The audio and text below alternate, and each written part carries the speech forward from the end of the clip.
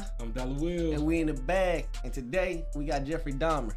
Let's get it. Let's get it. My boy just got me into it, told me to check it out. So we're going to do a review on this thing. I just watched the first episode today. Mm-hmm. And now I see where that meme came from. That shit was funny. That shit was funny. Yeah. He said, I got something that you would like. Gonna take. Yeah, he late. You know what I'm saying? Like when it first came out, it was like damn, like they finally made a series about this, and then when you actually see the shit, like you just gotta like look past like the glory shit, cause I think that but just from the first episode, cause we finna get to it like probably do all 10. But yeah, like damn, it's 10 of them. Yeah, they're hour long a piece. Yeah, that's a lot of my time. All right. No, but it's like, man, look at his eyes. Yeah, like he's just that's a demon, dog. Damn. No wonder he was watching The Exorcist. Yeah, I watch it every night. I said, oh, this motherfucker weird. And we also want to say, man, shout out to the family of the victim, man, because this motherfucker was Satan. Like, he was evil. That boy was, man, he was, yeah, you right, he was Satan, yeah. Yeah, because anybody who just does some shit like that and then just, you know, dismember a body, like, put it in acid. Yeah, acid, and chopped them up, skinned them. Motherfucker fried them. Yeah, motherfucker was actually. I'm sorry. Motherfucker was actually eating people's hearts and stuff like that. Man, he laid on his chest. He said, "I want to hear your heartbeat. I'm gonna eat it." I said, what kind of freak shit he on? And it just don't like. Just really don't make sense of how a person like that. Yes, it does. Let me cut the bullshit. Yeah. Like, it was give him the real. Like it was all race, you know, because we all know if it was one of us doing some shit like that, I mean, we would have been caught before. Like, we got away with that shit. Right. And then you have like the neighbor, his neighbor who called the police, and none of them ever came because of the fact like they was prejudiced, and let's keep it real. Milwaukee Police Department prejudice back in early 90s and shit. They ain't take the 911 call seriously.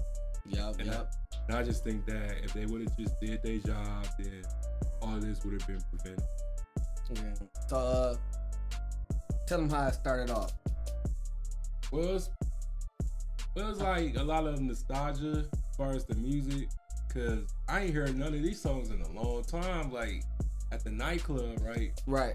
So like when you listening to like the music, it really puts you like in the mood. Like he's at the club, you know, he getting eyed by Tracy, the guy that plays him or whatever. And he just willingly went back to his apartment because he wanted to take some pictures to get some extra money. But it was a lot of red flags in that motherfucker. Like, he seen power tools. He noticed the smell first, so he asked him what's that smell. And he said he had like a lot of rotten meat. Yeah, I like pork chops, and it went bad. Excuse the smell, but you can smell it. You can smell it in the hallway. And he had more excuses than my daddy when it was time to pick me up. Man. Like,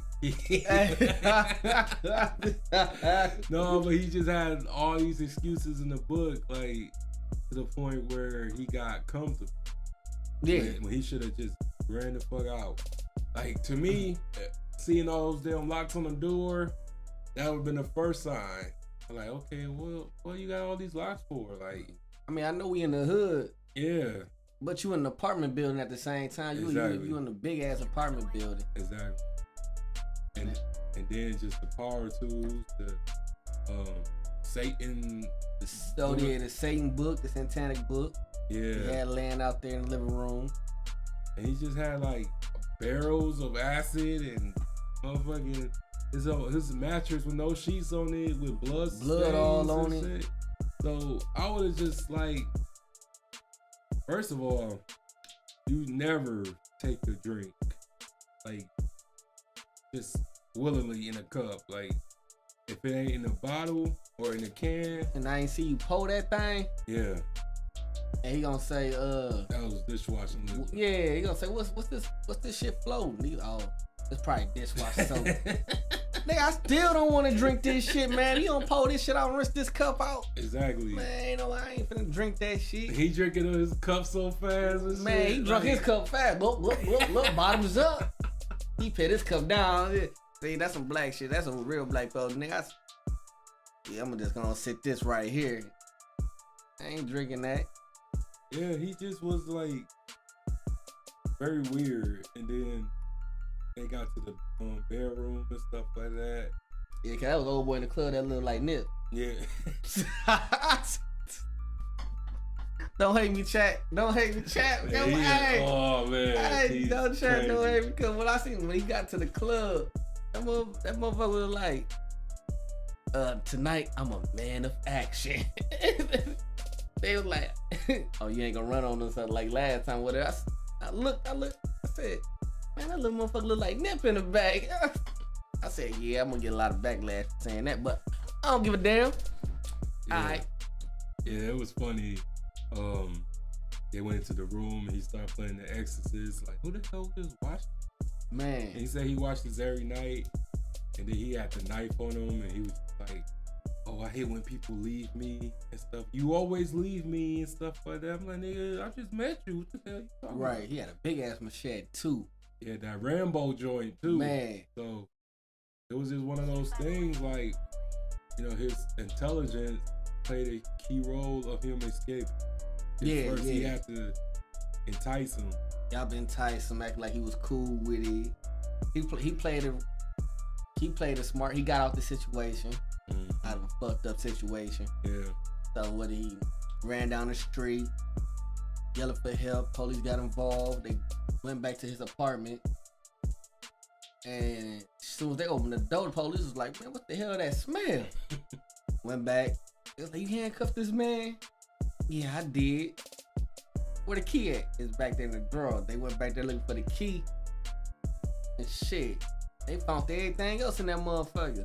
You gotta, you forgot to mention that they pick up the pictures.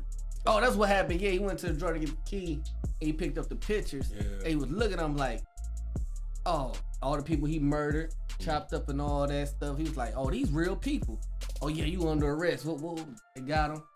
And the dude was you hope you die, you sick motherfucker. You son of a bitch, it's my people. You son. I hope they get it. Man. They called his daddy down to the police station for questioning. And he was thinking his son got hurt. Mm-hmm. So he went down there. He was like, my son all right? They was like, yeah, he good. But your son basically killed a couple people, skinned them, put them in acid. I don't know how many bodies they actually said they found, but it looked like about 6 or 7 bodies was in there. Mm-hmm. He had the skull still, the bones, the head in the refrigerator, the pictures, that they said, hold on, ain't funny, hold up. Yeah, it was hearts in the freezers he was eating. Mm-hmm. He had the genitals. Yeah. Still. And then also he had flesh. And then he had bleached like bones too. Yeah, he was bleaching the bones and keeping them. That boy, man. But my thing is, like, all this shit going on, none of the neighbors, you know, you could tell like the neighbors was like hood and ghetto and shit. Like, you mean to tell me there was no gang member like in that building who took matters into his own hands? Right. And I don't care, like, and them walls, thin ass walls, exactly. and his